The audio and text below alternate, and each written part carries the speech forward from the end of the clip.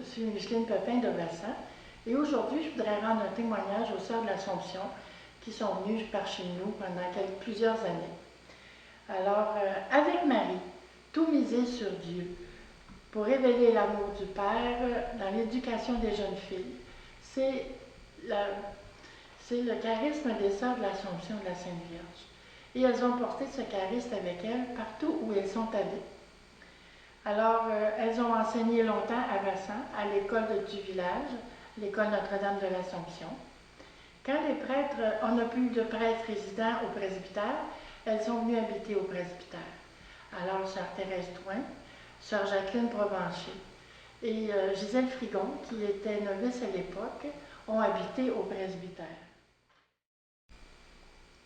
À Bassin, le presbytère si calme est devenu en peu de temps une maison aux allures familiales, où les rires des enfants et les conversations animées des jeunes mamans avec les religieuses, le presbytère ont rompu le silence. Le presbytère est devenu un lieu de rencontre, où il faisait bon manger ensemble, fêter et surtout découvrir, prier et aimer la parole de Dieu. Tous ces moments de fête, de joie et de repartage et d'amitié sont devenus un terreau fertile pour l'enracinement de la parole dans les cœurs des jeunes mamans que nous étions. Aujourd'hui, nous voyons encore quelques fruits du bon passage des Sœurs de l'Assomption dans notre paroisse. France Rancourt, l'une de nous, est devenue famille d'accueil pour les personnes handicapées. Elle est très engagée au groupe de prière à Val-d'Or. Et puis, elle est devenue mère d'un prêtre, le père Patrick Rancourt, de la famille Marie-Jeunesse, qui actuellement est actif dans notre diocèse. Il y a Mesdames Francine Morissette, qui est responsable de la chorale, et Denise Paradis, qui est présidente de la fabrique. Toutes les deux, qui sont déjà très engagées dans la paroisse, sont aussi des fidèles adoratrices. À toutes les semaines, elles vont faire de l'adoration au Saint-Sacrement. Elles ont aussi une grande dévotion à la Sainte Vierge.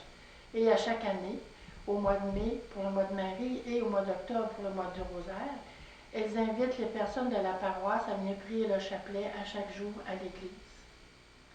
Pour ma part, je suis les traces de Sœur Thérèse Drouin. J'ai pris la relève pour l'enseignement de la catéchèse aux jeunes qui se préparent au sacrement. Aujourd'hui encore, j'y suis fidèlement, comme elle l'aurait fait, avec beaucoup de fierté et grande reconnaissance. Ce ne sont que quelques-uns des fruits visibles que j'ai énumérés ici, mais il y en a beaucoup d'autres qu'on ne peut pas voir.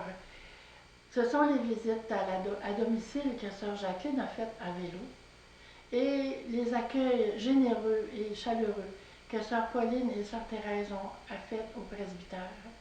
Toutes les personnes qui ont été rencontrées par elles, qui ont été écoutées et réconfortées, portent encore aujourd'hui, j'en suis certaine, beaucoup de reconnaissance. Sœur Gisèle, qui elle a animé les jeunes avec la guitare et les chants de joie et des chants aussi méditatifs, a laissé beaucoup de traces aussi dans le cœur des jeunes de Bassin dans ce moment-là. Après que les religieuses aient malheureusement cessé d'habiter au presbytère, à cause des liens tissés serrés d'amitié que nous avons avec elles, nous avons eu la chance de recevoir à nouveau Sœur Monique Boisvert, qui est venue donner la formation message. Avec elle, nous avons perfectionné notre cheminement dans la foi. Nous avons appris à mieux connaître la parole, à mieux l'apprécier et à découvrir l'alliance que le Père veut conclure avec chacune et chacune de nous. Aujourd'hui, une page se tourne.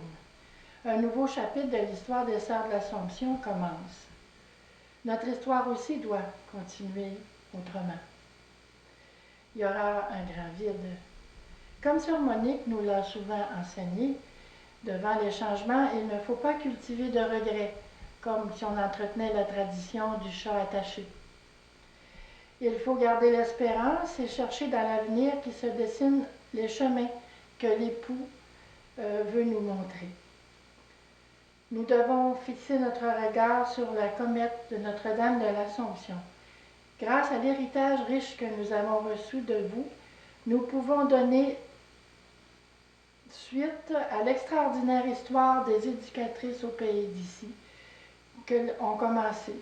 Nous rendons grâce au ciel d'avoir permis que les sœurs de l'Assomption de la Sainte Vierge marchent avec nous sur nos routes abitibiennes.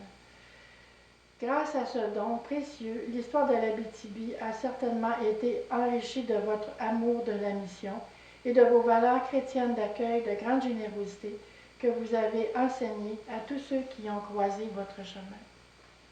Alors c'est avec toute mon affection filiale que je vous salue, que je vous transmets les saluts de mes amis de Massa. Je vous aime et nous vous aimons.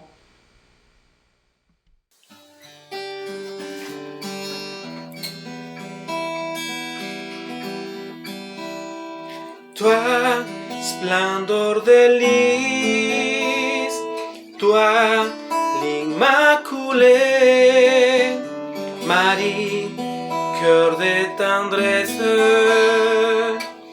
le Seigneur t'a choisi